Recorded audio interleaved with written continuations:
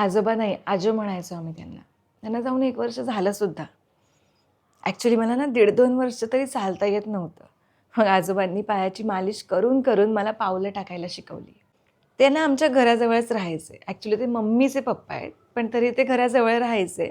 त्यामुळे लहान असताना ना मला बऱ्याचदा ते शाळेतून घ्यायला यायचे. शाळेतून घरी एकटं यायला देखील त्यांनीच शिकवलं.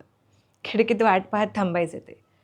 एकदा मला यायला थोडा उशीर झाला म्हणून अर्ध्या रस्त्यात आले होते मला घ्यायला.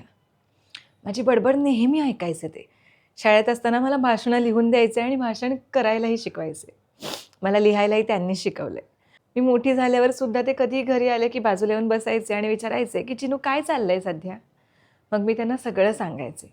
शाळा, कॉलेज, ऑफिस अशा सगळ्या गप्पा ऐकल्यात त्यांनी माझ्या.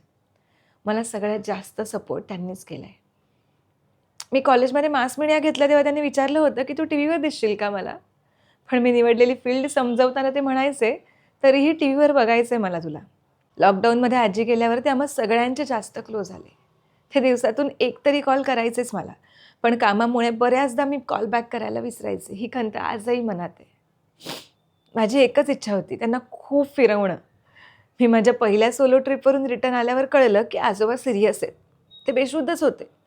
मी बोलायला गेले की हातपाय थोडेसे हलवायचे. वाटलं नव्हतं इतक्या लवकर सोडून जातील ते. त्यांच्या तोंडून आज पुन्हा एकदा ऐकावंसं वाटतंय. "चिनू काय चाललंय सध्या?"